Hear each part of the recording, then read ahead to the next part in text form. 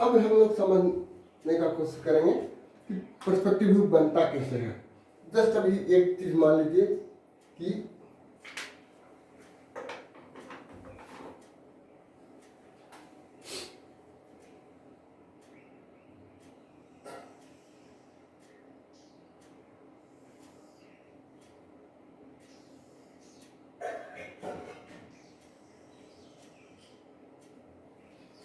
ये मेरा picture plane है, ठीक है। और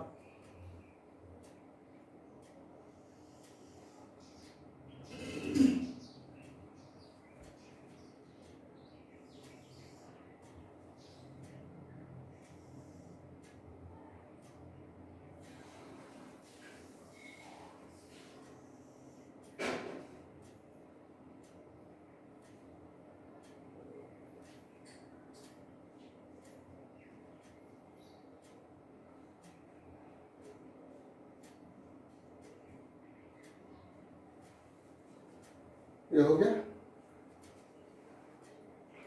यहां मेरा कोई ऑब्जेक्ट है, ये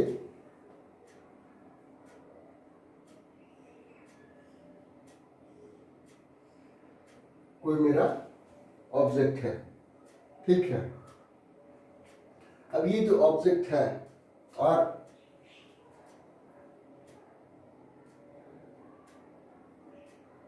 यहां कहीं मेरा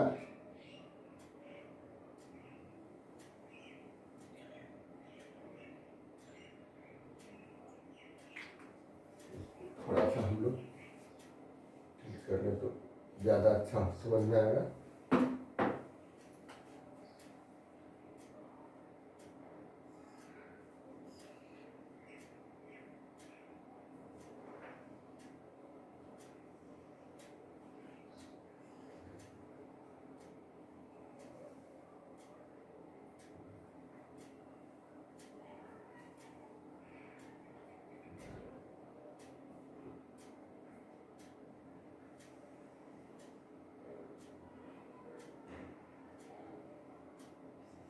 ये हो गया एस, ठीक है।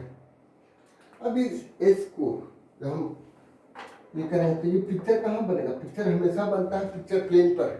पर्सपेक्टिव व्यू जो भी बनता है वो पिक्चर प्लेन पर बनता है। तो यहां से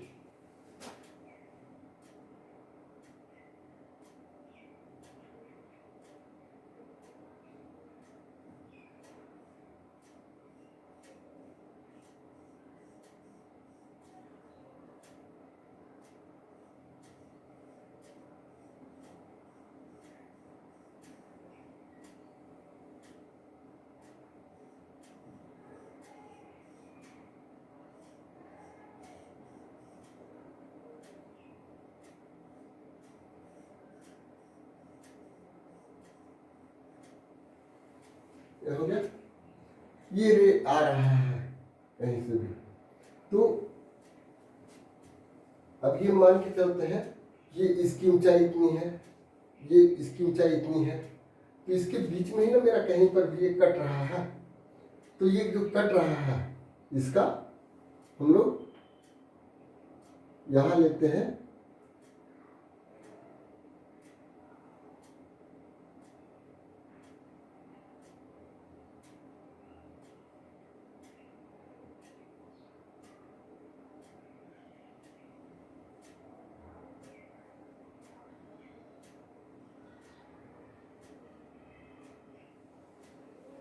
अब ये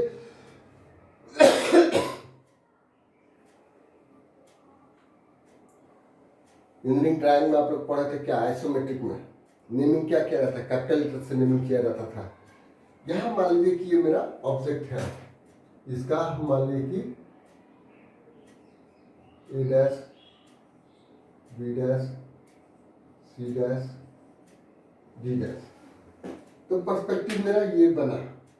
अब ये ना ही ये रेक्टेंगल रह गया, ना ही पैरेललोग्राम है, ये कुछ डिफरेंट शेप में आ गया, कुछ भी आ सकता है। और इसका नेमिंग हम लोग कर लिए, ये बी हो गया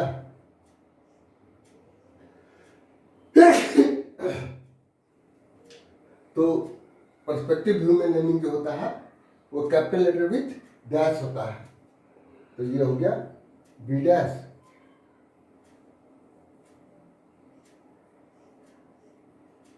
ये हो गया ए डैश, ये हो गया डी डैश और ये हो गया सी डैश। तो ये जो मिला ये मेरा पर्सपेक्टिव व्यू मिला इस फिगर का। अब ऑर्थोग्राफिक और पर्सपेक्टिव में क्या अंतर है बेसिकली? ऑर्थोग्राफिक में क्या करते थे, जिसे ऑर्थोग्राफिक का बेसिक प्रिंसिपल क्या है? All the projectors are perpendicular to the plane and parallel to each other.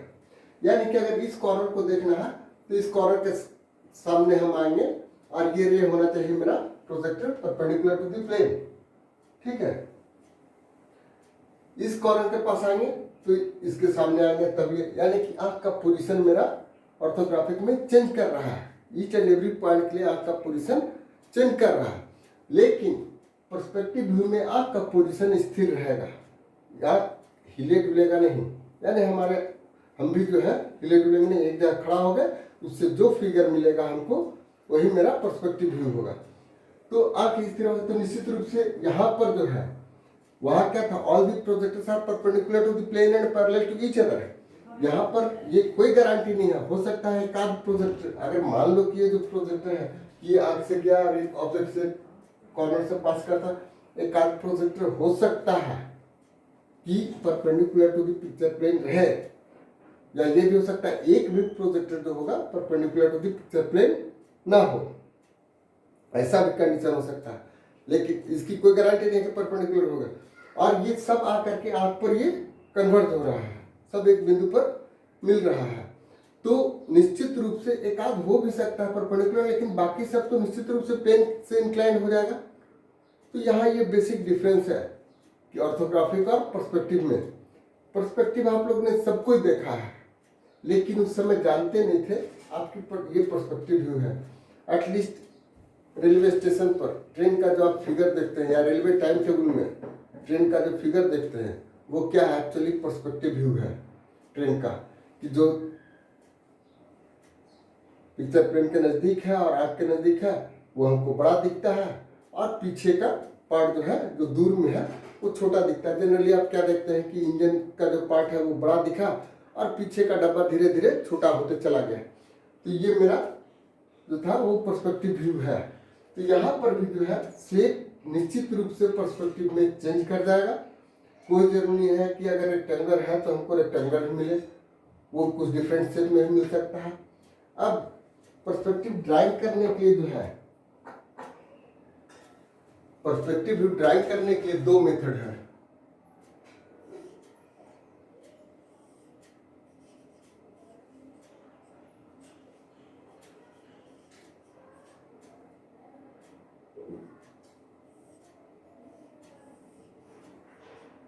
एक है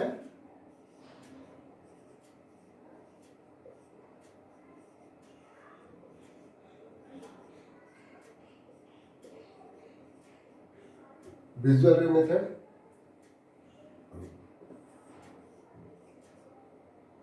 और दूसरा है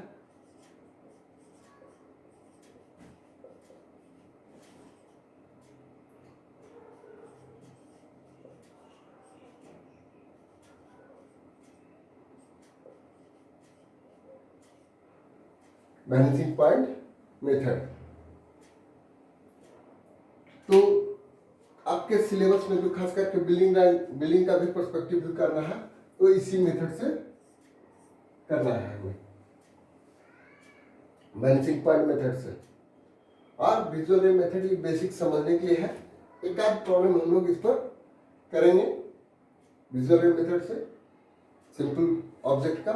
उसके बाद एक आध प्रॉब्लम वैनिशिंग पॉइंट मेथड से भी कर लेंगे इसको समझाते हुए, और इसके बाद बिल्डिंग का हम लोग पर्सपेक्टिव व्यू ड्रॉ करेंगे। तो अब यहाँ पर जो है एक चीज और समझिए कि ऑब्जेक्ट पिक्चर प्लेन से आर्क का पोजीशन स्थिर हो गया, ऑब्जेक्ट का पोजीशन स्थिर हो गया।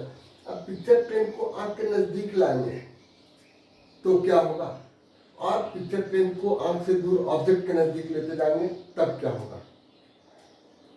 तो जब पिक्चर प्लेन ऑब्जेक्ट के नजदीक जाएगा तो पर्सपेक्टिव व्यू का साइज मेरा बड़ा हो जाएगा, और जब आर्क के नजदीक आ गया यानी स्टेशन पॉइंट के नजदीक आ गया और ऑब्जेक्ट से दूर होगा पिक्चर प्लेन, तो पर्सपेक्टिव व्यू मेरा जैसे जैसे ये ऑब्जेक्ट से दूर होता जाएगा और स्टेशन पॉइंट के नजदीक होता जाएगा पिक्चर प्लेन, तो पर्सपेक्टिव व्यू मेरा छोटा होते जाएगा, और जैसे जैसे स्टेशन पॉइंट से दूर होगा और ऑब्जेक्ट के नजदीक जाएगा पिक्चर प्लेन, तो पर्सपेक्टिव व्यू का साइज मेरा बड़ा होता जाएगा। ये एक बेसिक डिफरेंस है पिक्चर प्लेन का पोजीशन से। और किसी भी प्रॉब्लम में नॉर्मली जो है, जो आपको सिंपल ऑब्जेक्ट के लिए देगा, तो उस तरह का जो प्रॉब्लम रहेगा उसमें निश्चित रूप से एक चीज जान जाइए कि आपको सेंट्रल प्लेन के बारे में देगा कि सेंट्रल प्लेन का पोजीशन क्या है। तो इसमें कुछ कुछ पार्ट बाय पार्ट देगा। एक तो पहला होगा कि पिक्चर प्लेन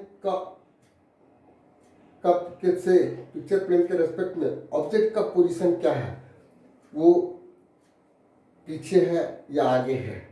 अभी जस्ट हम एक ये मान के चल रहे हैं कि ये मेरा पिक्चर प्लेन है, ऑब्जेक्ट पीछे ना होकर के यहाँ आगे है।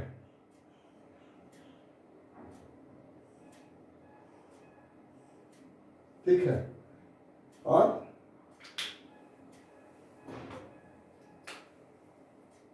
ये मेरा स्टेशन पॉइंट है।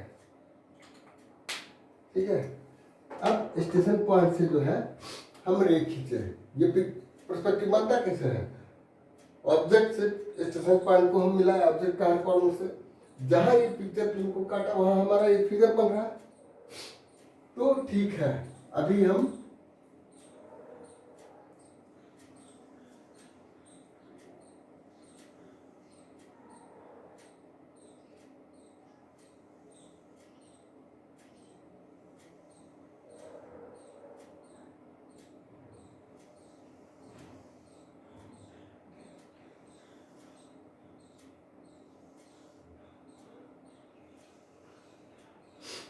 अभी जो है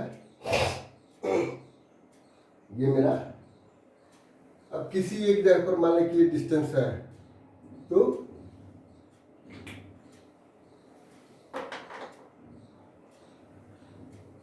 अब अगर हम मान लें कि ये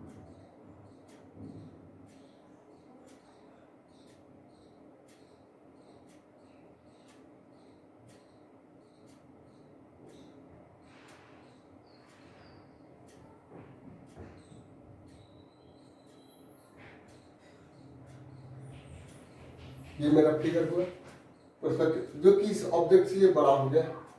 जब पिक्चर प्लेन जो है ऑब्जेक्ट के भी पीछे हो जाएगा, ऑब्जेक्ट जो है पिक्चर प्लेन और स्टेशन पॉइंट के बीच में आ जाएगा, तो निश्चित रूप से पर्सपेक्टिव मेरा बड़ा होगा, ऑब्जेक्ट से भी बड़ा होगा। और अगर ऑब्जेक्ट का कोई भी भाग पिक्चर प्लेन में रहेगा तो उसका ट्रू शेप हमको मिलेगा। जो भी भाग पिक्चर प्लेन में रहेगा ऑब्जेक्ट का, उसका ट्रू शेप मिलेगा। तो ये एक बेसिक कंसेप्ट हो गया मेरा कि ये इस तरह से जाएगा।